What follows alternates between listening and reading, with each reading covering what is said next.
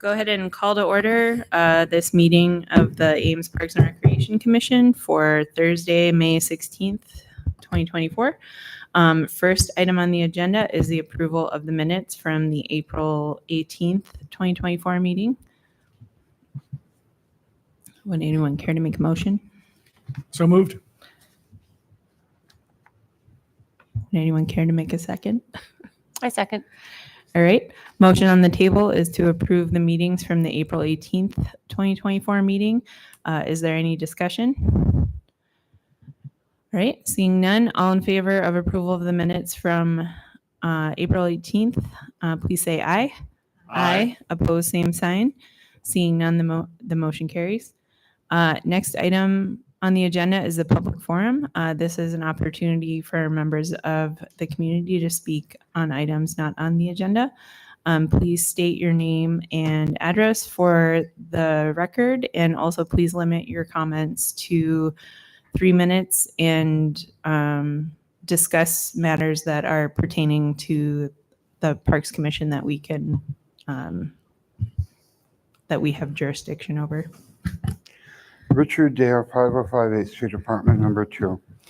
At the Senior Variety Show several years ago, they had the theme of remembering the 60s, and I wanted to do this one thing that year about we are one small human family, and they said it didn't meet the theme, and they told me to do You're a Real Nowhere Man by the Beatles, and said that if anybody's a nowhere man in this town, it's you, Richard. And the next year, I did this one Indian eulogy I heard when I was over in Europe, and they loved that. They wanted me to do that. And that was the year I had my t-shirts made. And at first I didn't think anything of it, but it's like they said I couldn't wear my t-shirt for the thing.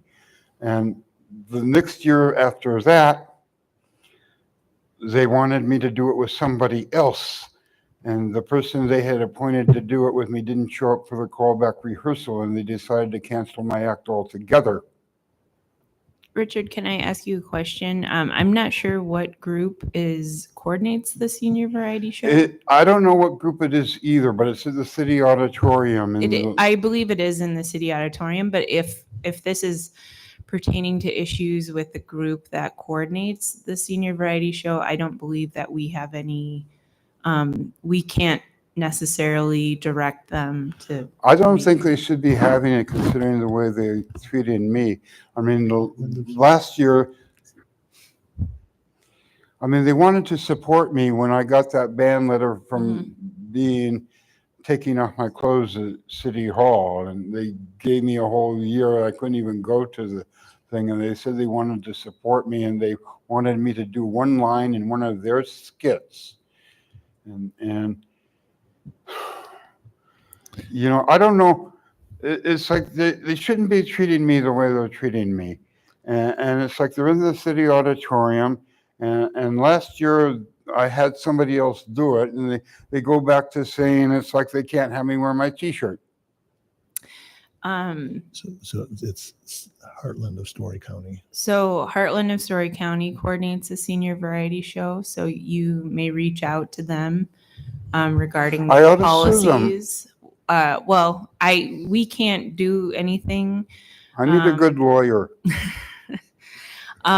We can't help you with that either, unfortunately. So I would reach out to them regarding their policies. And I guess I don't know if the city auditorium has any specific policies for what groups can and cannot allow in the. They don't allow me. Well, I don't have any jurisdiction over their choices. So, yeah. So, but thank you for sharing your concerns with us, and hopefully you can find someone who can address them more completely. But thank you. All right. Is there anyone else here to speak on public forum? All right. Seeing none, I'll go ahead and close public forum. The next item on the agenda is a motion approving the agreement with Ames Cyclone Aquatics Club to use the 50-meter basin at Furman Aquatic Center from May 27th until August 2nd for practices, Monday through Friday, excluding May 31st, 2024.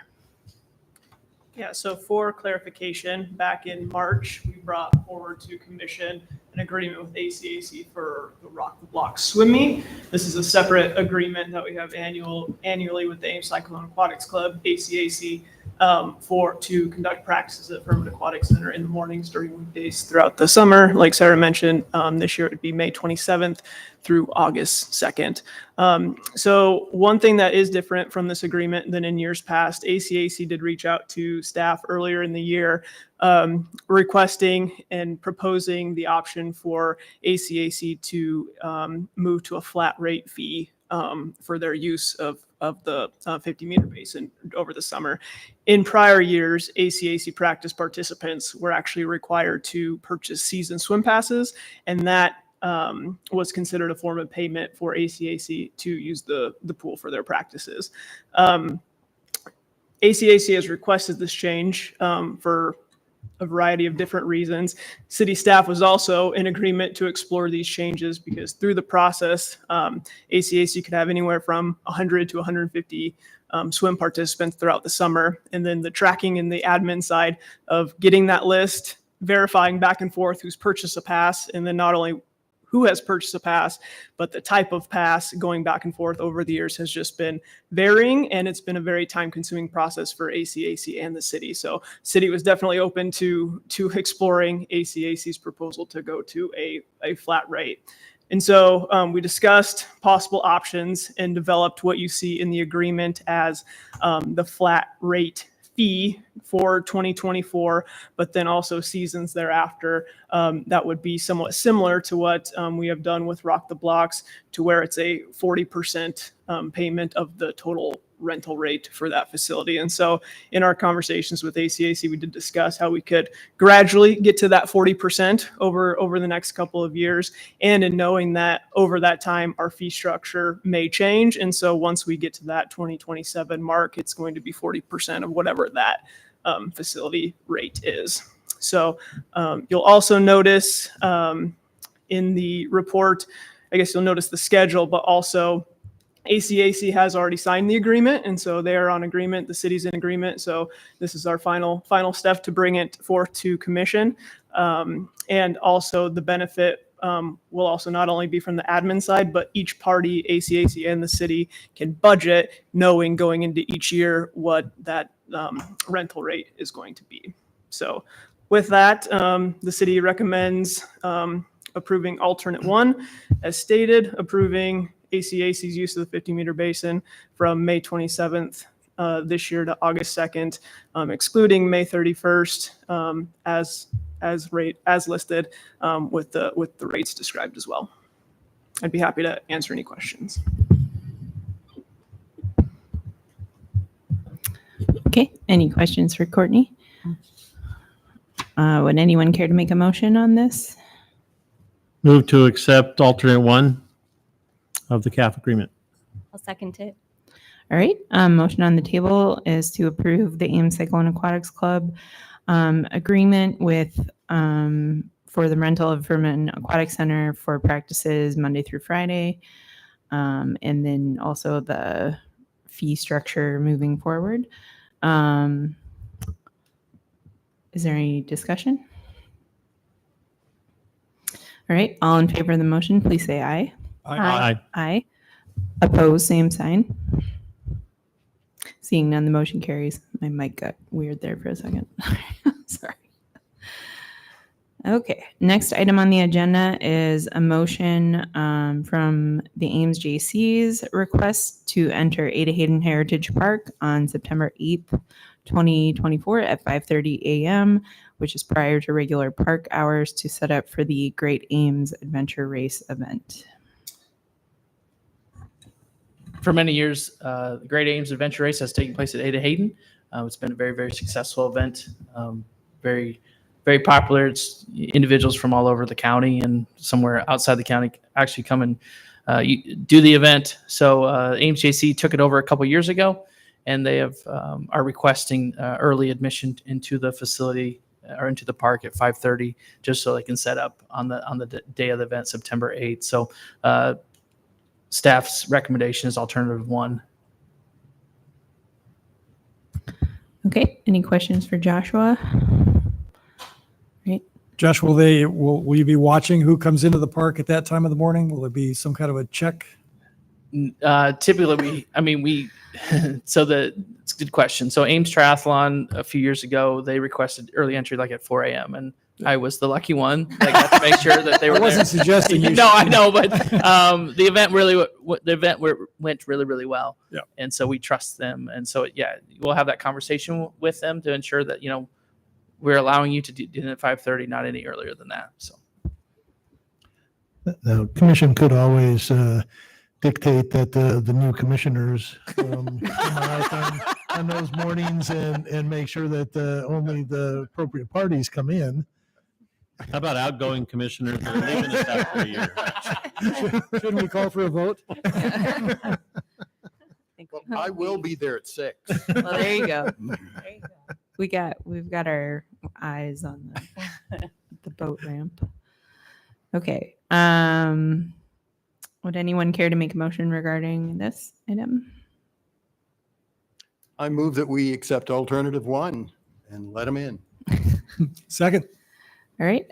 Motion on the table is to approve the request for the Ames JCs to enter Ada Hayden Heritage Park at 5:30 a.m. on September 8th, 2024.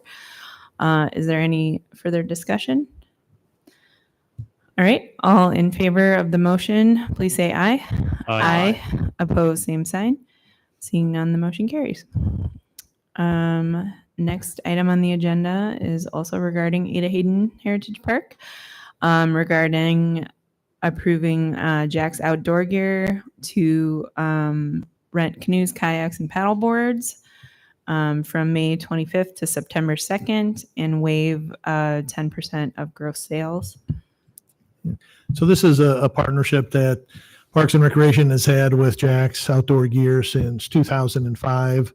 It's been very popular. It kind of goes up and down. Obviously, in 2020 they saw a real spike due to the pandemic. But it's a great partnership. They buy all the equipment. They have all the capital costs. They staff it. The residents and users of the park are able to, rent one of those three things: kayak, canoe, or a stand-up paddleboard. It's been very successful. And because they are laying out the capital costs, have all the equipment, they're staffing it.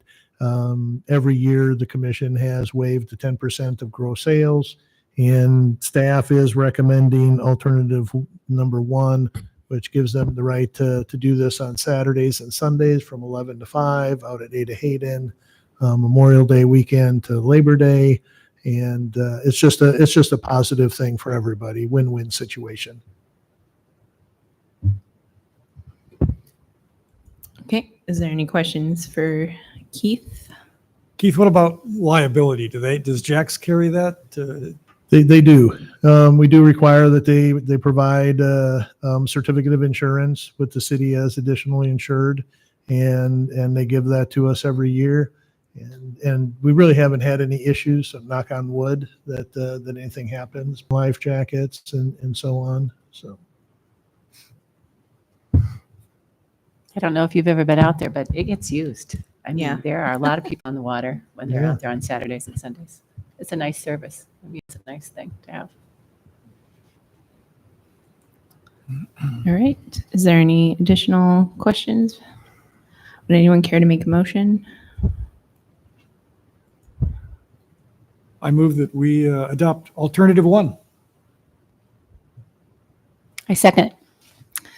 All right. Motion on the table is to approve Jack's Outdoor Gear to rent canoes, kayaks, and paddleboards at Ada Hayden Heritage Park from May 25th to September 2nd of 2024 and waive 10% gross sales.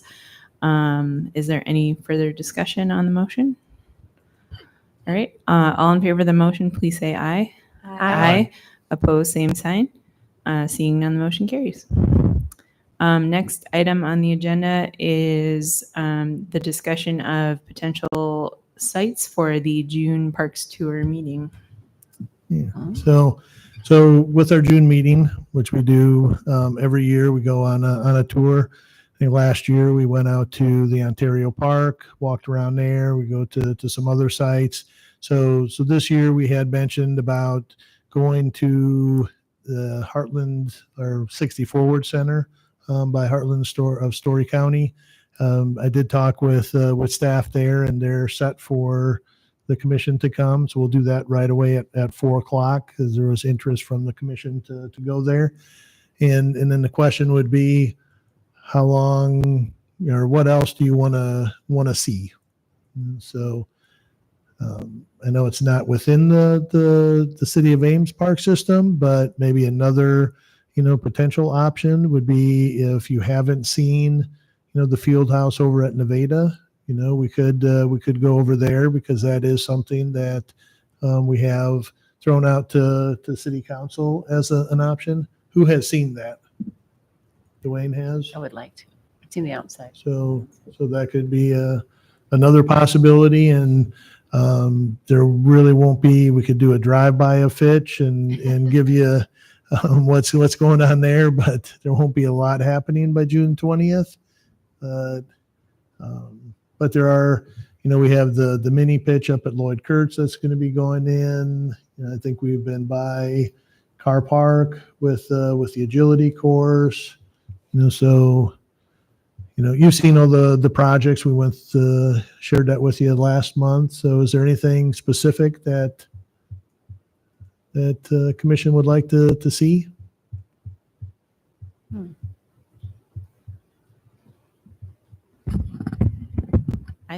I said something last time, but I can't remember what it was now. I'll go back and look at my notes. Okay.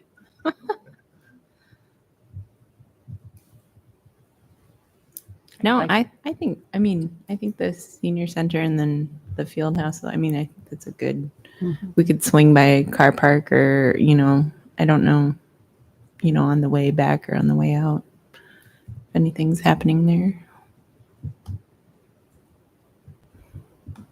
Well, I think I've played at all the parks. I think I'd be happy to leave it up to staff and whomever to decide what might be different and interesting. I don't know if we can top last year's trek through the brambles. So.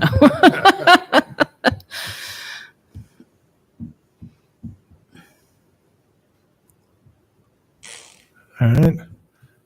Well, we will put together a tour list and surprise you come June 20th. Good. Can't remember. Anyway, okay. Next item on the agenda are project updates regarding the Fitch Family Indoor Aquatic Center and the Shanger Plaza. Yeah. So with the Aquatic Center, there hasn't been a ton of movement, since the last meeting in April. I think we had mentioned that they had discovered some rubble where there was the church in the southwest corner. There was also a parsonage that was to the east of the church. There was some foundation, part of that. They did get that all cleaned up, and that is now out of there. They have filled all the holes and working on utilities. Sanitary sewer will be, those connections will be going in, and then they'll be doing some grading so they can start getting all the footings and everything in so far. I think one thing which is a positive note is any hole that they have dug so far, they have not found any groundwater. So we're really hoping that continues to be the case. I know we've had a lot of rain over the last several weeks, but that's been a real positive. And then there's just some things going on with design. It's called shop drawings are being submitted, so all the contractors are starting to send their things in. Hey, here's how we should are proposing we do this or doing that, and equipment and all that kind of stuff. And Story Construction and RDG review all of those, and if there's questions, then they talk to staff, and we provide any input that needs to happen. So, anything missing, Courtney, Joshua? A high level overview. Any questions on that at all? Okay, so the Stephen L. Shanker Plaza, that doesn't seem like there's a lot going on. If you go by, but they do have the splash pad or spray pad is formed up. Thought they might be pouring some concrete today, but hopefully they'll do some of that tomorrow. And then a lot of things have been happening inside the building with painting, some painting going on the outside, and then maybe we'll get you'll start seeing some grading and get ready for landscaping. And we're getting to a point where we are the window for planting is kind of closing, so plants might not get in until the fall, but hopefully the paths can get put down, the sidewalks and so on, and once that's all ready to go and operational, maybe we can open up the spray pad yet this year. We do have a meeting with Henkel tomorrow morning, just to kind of talk about progress and what their timetable is for getting it completed. So I'll know more in June for you.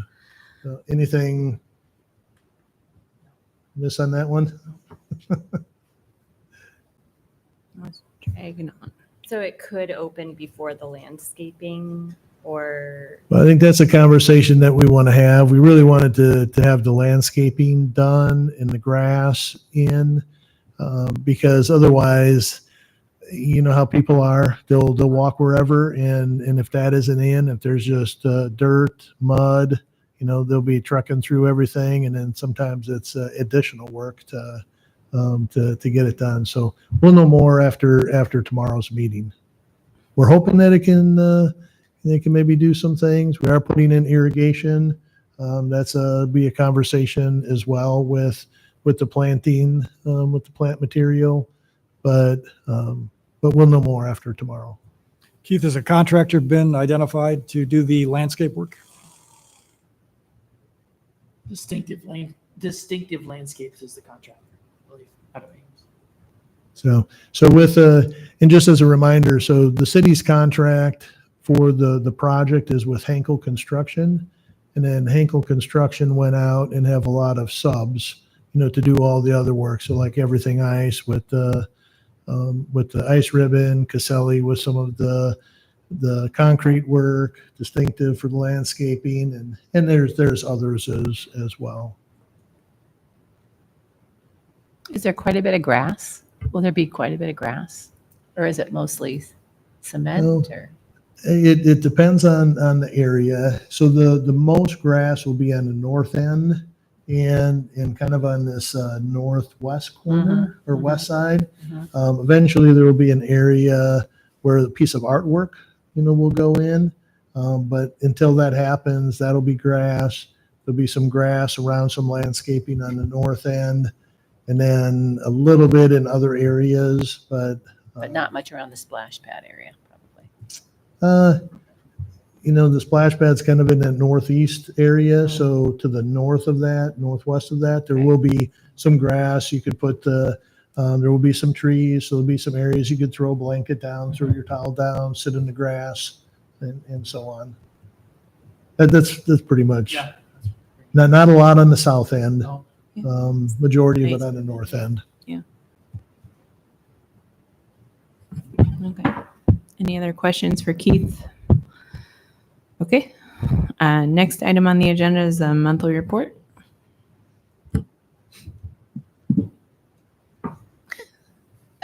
It's been crazy. Yeah. Getting the aquatic center ready to go. That opens next Saturday. Our staff has been really busy. I know the aquatic staff will start training there on Monday? Sunday. So our pools passed all of our initial tests to actually have people in the water. So those are good. We still need to do some vacuuming, those type of things. But yeah, all in all, the facility is doing really, really well. What else? Softball fields, soccer fields have all been maintained. Those seasons are already in swing. We're just still finish up some project. We need to get some projects finished up. We've been delayed by some weather. We've been delayed by some staff shortages, but we're working through it. Got Lloyd Kurtz Park done finally. I'm going to move to Country Gables Park next week. So maybe Joshua, you or Courtney, maybe just touch base. We may have shared a little bit of this before, but you just want to touch base about the chlorine change? Yeah. So ever since the aquatic center has been opened, we use liquid chlorine for disinfection. Typically that's the standard. It's typically the most cost effective. What we've determined over the years, it's liquid chlorine can be very, very hard on equipment, very, very hard on pool paint and your facility. So we went to a briquette, that's solid calcium hypochlorite is what it's called. And it's a briquette system. It's a lot safer to handle. It's not as caustic in our opinion. And so there's 3 different feeders that we feed a 5-gallon bucket of these briquettes into. It's similar to like a water softener that generates the chlorine for each basin. And so far we've had really good results on it. The thing is, this is kind of the aha for me is liquid chlorine, and Sarah, you can correct me if I'm wrong, the pH comes in about 13. The pH is about 13. This calcium, the ideal pH that you want for water is between 7.2 and 7.6. Okay, so when you introduce chlorine that's so high in pH, you have to introduce other chemicals, which we use as CO2 to bring the pH down. Well, this briquette comes in, it's like right around pH of 8. So it allows us to use less carbon dioxide, which is it's pretty expensive. I just bought 600-gallon, or not bought, we rented 600-gallon containers, and it got the bill yesterday. It was $1,200. So that will last us hopefully maybe the first part of June. So it's an expensive facility. We're always looking at ways that we can be more efficient, cost effective, and continue to improve what we're doing. So Why don't you mention about the equipment being donated? Oh yeah, that's probably the big key. So this company, sorry, it's been busy. This week, this company that we've been working through actually donated the equipment. We had to pay for the circulation pumps for each piece of equipment. We just have to buy enough chlorine to sustain for the year, which is around $20,000. So we would have had to buy the chlorine either way, whether it was liquid or briquette. We basically got the equipment for free, and there's no other cost after. So we have a lease agreement for 1 year, and after 1 year, that equipment is ours. So we'll continue to buy this. If things go well, we'll continue to buy their briquettes from this company. But as for us, we see it as a win-win right now. So. What is the dollar value of the equipment? So the dollar value of the equipment is around $23,000. Great question. So we already had in the budget to buy the chlorine. It just so it's a win-win. So we're excited about it. It's easy. And the thing is with chlorine is, I could keep going. Liquid chlorine loses its efficacy. It comes in as 12% liquid chlorine. Well, sunlight hits it, heat hit. It's affected by temperatures. That efficacy goes down, and so you never know if you're getting 12% or if you're getting 8%. So it does store well, and the indoor aquatic center that we're building, the downtown plaza we're building, and the downtown or in the daily splash pad will all have the same equipment. So it's all standardized. You can actually share, probably get better prices on our chlorine briquettes. So How does that compare to like the annual spend on the liquid chlorine? Is it comparable? It's very comparable. Okay. It might be just a little bit more, but like I said earlier, we're going to save Right. money on carbon dioxide. Right. And it sounds like, liquid chlorine, that's not a great chemical to handle. Well, that was the thing that I mean, you look at the thing, you walk in our mechanical room and you see the corrosive nature of what it's done to a lot of the metal. And if it's not stainless steel, it's got corrosion on it. And I'm thinking, we have staff that works in here all the time, multiple hours sometimes during the day. It's like, and they're inhaling that. Is that really good for them? I'm not going to say it. I don't know, but if it's doing that to metal, it can't be that great for us. So just staff safety is another important factor of that as well. So Yeah. Anything anything else, Keith? I came up with that question myself. Any other questions for Courtney or Joshua? Yeah, parks look great. It's been great to get some rain, actually, even though it's slowed some progress on other stuff. So, but Did you yeah. want to talk about anything? Courtney, anything you wanted to share? Joshua did a great job. Oh. Any upcoming programming we should be aware of? Lots. We need lots of programming going on out and about. Obviously, weather is nice, so we have a lot of different programs outside. So I encourage everybody to go online to Ames Park Rec and take a look at our summer brochure. Ice Arena is closed this month for annual facility maintenance, but it will be open June 1. So doing some work there. And we do have a lot of different activities and new events that are going and programs that are going on at Furman this year. So a lot of different opportunities that people can participate in. So we're excited. Have boat races implemented in the year. We'll be celebrating Christmas in July. Just a wide array of activities that hope to see everybody out there. Great. All right. There's no other questions. Next item is commission member comments. I'm just blasting through the agenda today. I still can't remember what I said I wanted to tour, but we had an incredible turnout for the ribbon cutting at Emma McCarthy Lee for the pickleball courts. There was just a ton of community enthusiasm, both from like the founding mothers and fathers of the Ames Pickleball Club, and also, all of the new folks that they've recruited along the way. And it was just a really beautiful, perfect day. And yeah, it was really one of the, I don't know, it was one of the happiest ribbon cuttings like I've been to. Everyone was just so happy to be there. So it was really lovely. Jeff was there. So Yeah, I would also say thanks to the Ames Pickleball Club for working with us on that, providing food, door prizes. It was a good event. Yeah. It was a good event. any other comments?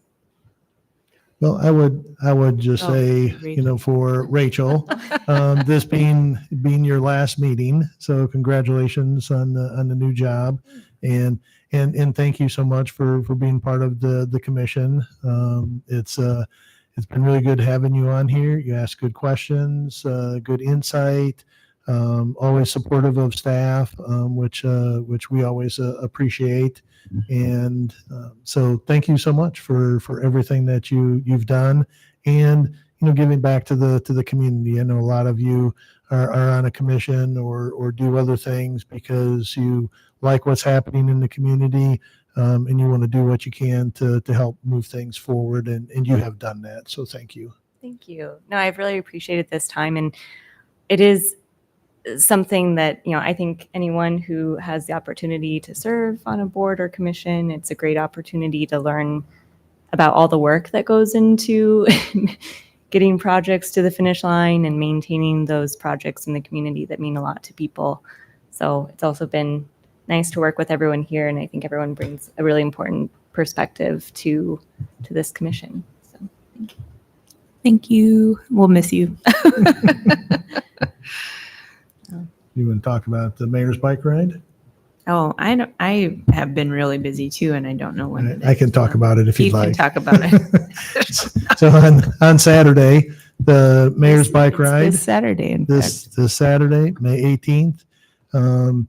It starts at 9 a.m.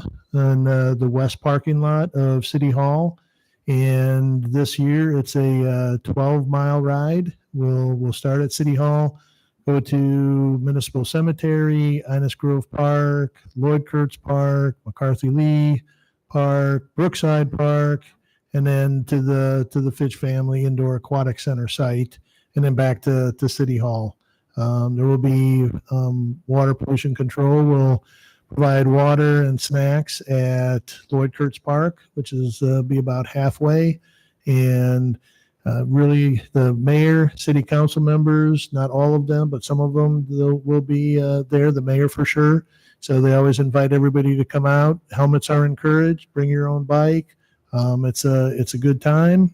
And last year, I think we had maybe about 75 people or so with the group. So we'd love to see you out there. What's the weather supposed to be like? I think it's supposed to be It's warm. supposed to be beautiful. Yeah. Warm. Sunny, 80 degrees. Yeah. It'll be great. This, however, seems to be scheduled at the same time as the tree planting at Oh, the high school. So, Or with Ames Foundation. yeah. it's So that do we, time of do we year. go play in the dirt or do we go Yeah. bicycle? It's a rough decision. Yeah, we're not getting real close to where the tree planting is going. You could plant a couple trees and then join us. Yeah. So Joshua, you want to talk maybe about that real quick? Yeah. How many trees are being planted? And Question. Yeah, so annually, spring and fall, the city of Ames is partnering with the Ames Foundation to conduct tree plantings. And this is I don't know how many years we've done this, 6 or 7 now. This has been a really, really great program. So Gabby Edwards, our city forester, has organized this planting with the leaders of the Ames Foundation. We hope people can come out and volunteer. This year's planting is between, it's north of 13th Street, Northwestern and east of Northwestern to Grand, all the way up to about 20th Street. So I think we're planting on 30 trees. And yeah, and if anybody wants to volunteer, the holes are already dug. The trees are right next to the hole. Volunteers, we just ask that you put the tree in the hole, backfill it, put some mulch around it, and then move on to the next tree. So if you're interested in volunteering, meet at the corner of Northwestern and Murray at 9 a.m. and they'll give a little demonstration and get people working. Great. It's a great event. I like harassing Gabby with questions if she's there. So, well, both of my new trees because we lost 2 old apple trees last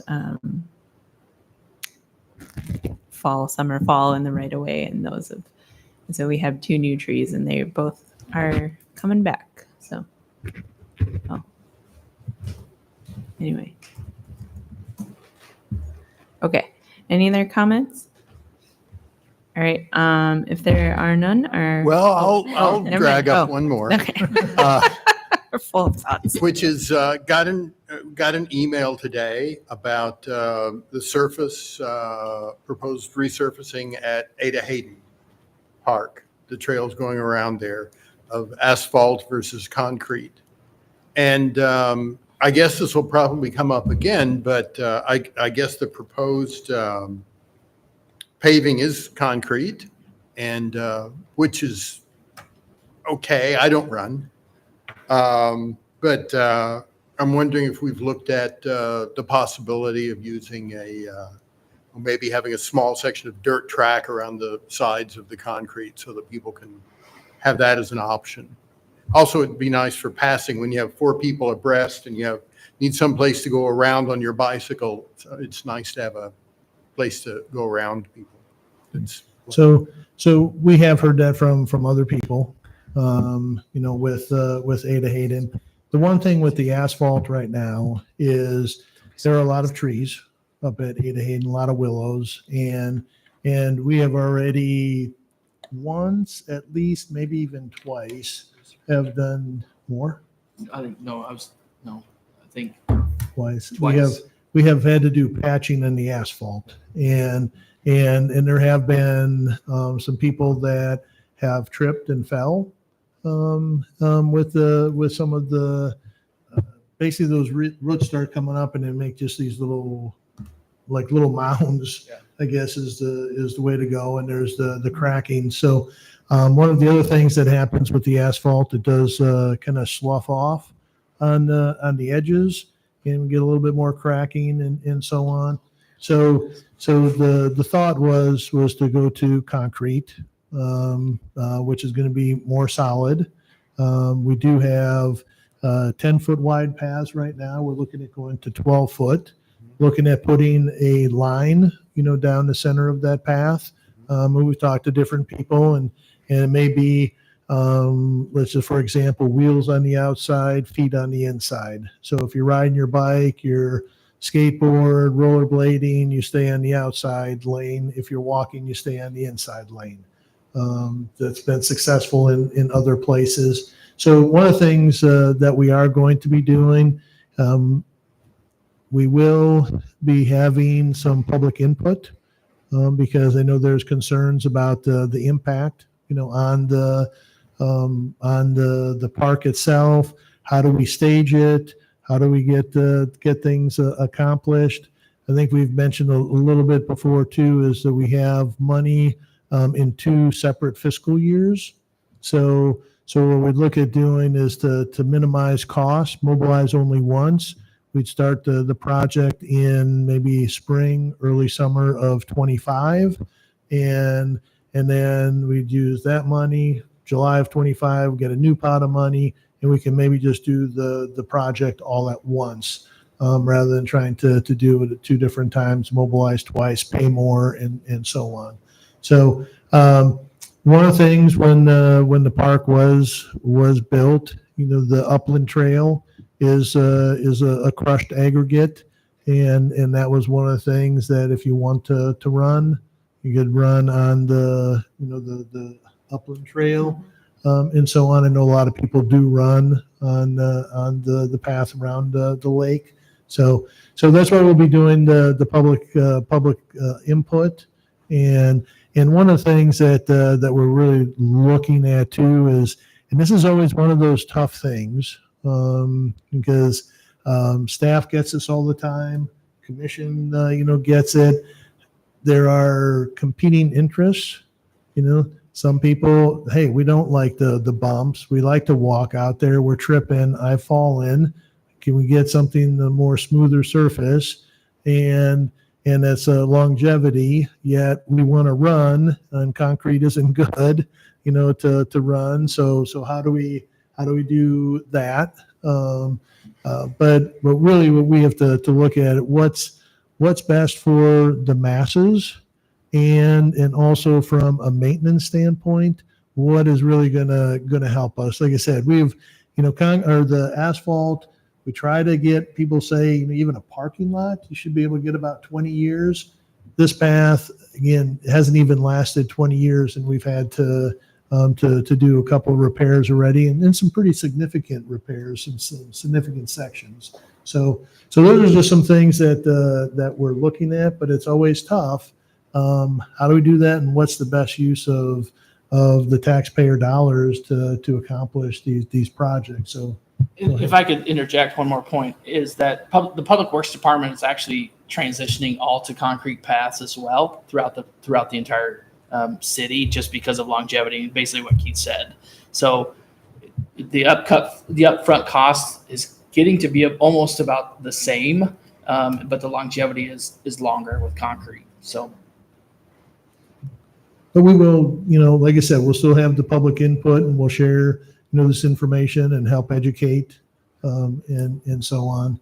The idea of, a dirt path around the edges, that's, haven't heard that before, but we do mow about a 6 to 8 foot strip on either side. So potentially people could, just, run in the grass also if they didn't want to walk or run on the concrete.